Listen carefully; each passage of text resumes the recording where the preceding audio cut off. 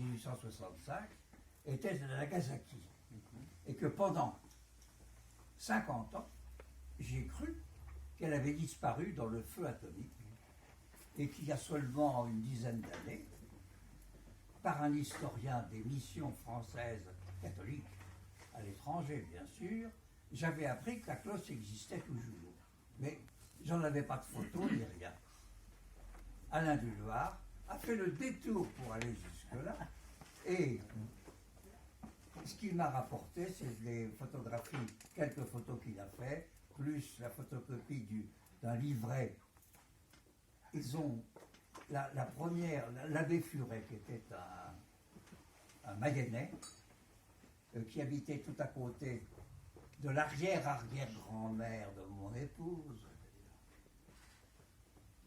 était prêtre.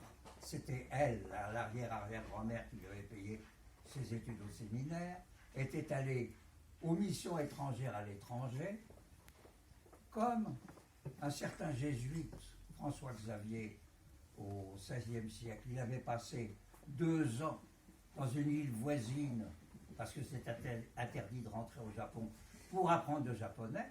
Il avait été autorisé à rentrer, et ils avaient créé, dans les années 1860, la première, croyait-il, colonie catholique.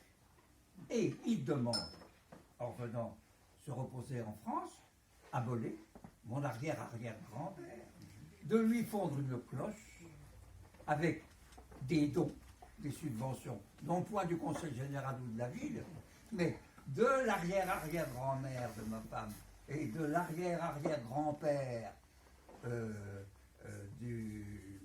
d'un monsieur, d'un voisin, et le baptême de la cloche a été fait par Monseigneur Fillon, qui n'a rien à voir avec les Fillons actuels, et est parti en 1865. Vallon à côté. Si bien que le feu nucléaire est passé au-dessus de cette église et ne l'a pas détruite. Elle a survécu. Et c'est comme ça. Et alors, l'histoire drôle, c'est qu'en 1865, pour appeler à la messe, à la grand-messe de 10 heures, le père Furet teinte la cloche. Il dit sa messe. Et à la sortie, il accueille, comme font les curés encore actuellement, les paroissiens qui étaient dans l'église. Et il les remercie d'être venus. Et il voit que sur le parvis, il y avait une troupe de Japonais en tenue d'époque lointaine et qui leur disent « Ah, vous êtes revenus ». Et c'était les catholiques qui restaient par tradition de ceux qui avaient été autorisés en 1600, puis interdits après, mais qui, entre eux, se redoublaient dans leur religion.